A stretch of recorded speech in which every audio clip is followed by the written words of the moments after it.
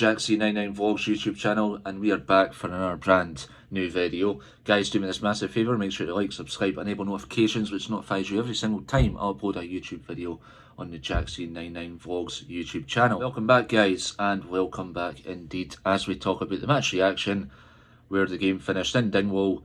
Ross County 1, Hibs 1. Let's talk about the penalties. And this is after watching the highlights, so I've got a rough idea of what I'm talking about here. The first penalty, I agree with Michael Stewart, was not a penalty. What's Nicky Cadden meant to do?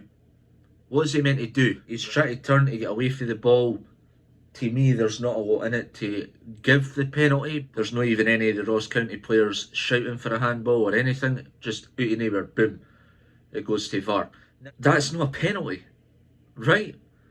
Because if you look at it slowed down, it's not a penalty. Michael Stewart and Stephen Naismith on Sports Scene last night said it's not a penalty. If they're saying that, all three of them in that studio last night said that it's not a penalty, and to me, it's a bit of a joke, right? That's all three of them saying that's not a penalty.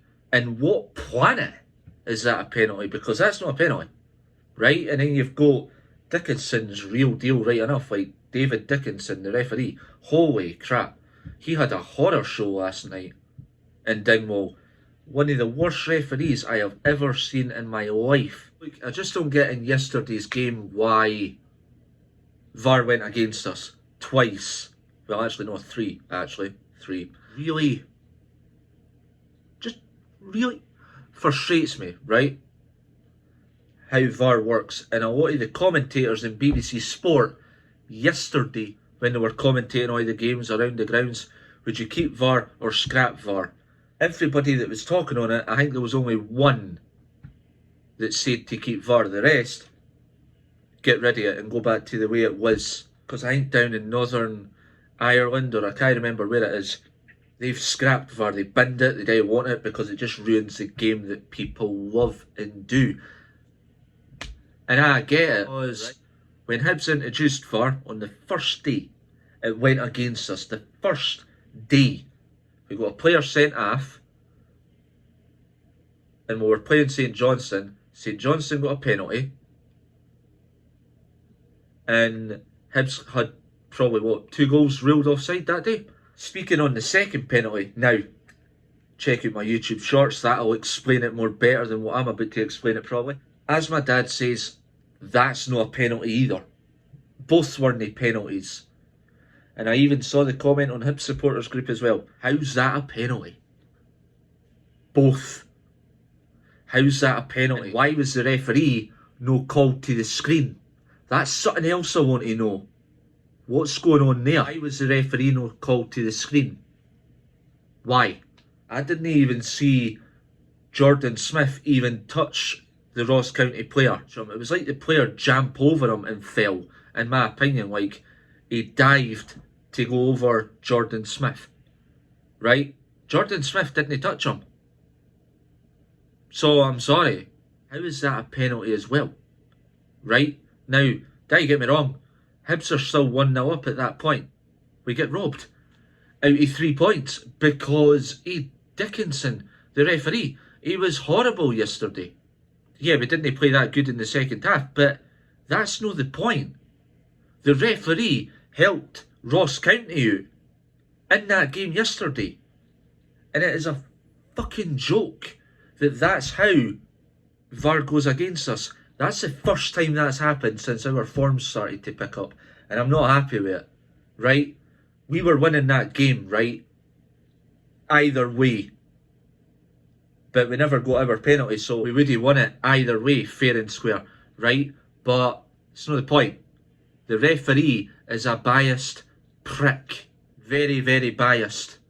And I'm sick and tired of it, right? As my dad says, Dickinson's real deal, right enough. It was, because he was quick enough to blow that whistle. Oh, let's just give Ross County a penalty. That isn't a penalty. Sorry, Hibs fans, but this is getting a joke, right? If a referee can't do his job, he wasn't called to the VAR screen for that penalty, the second one that was given. The question is, why?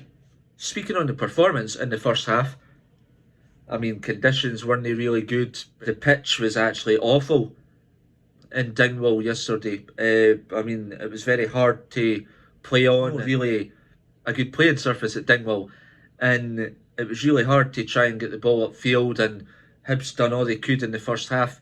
Eventually, when Dylan Levitt's opener came up, fair play.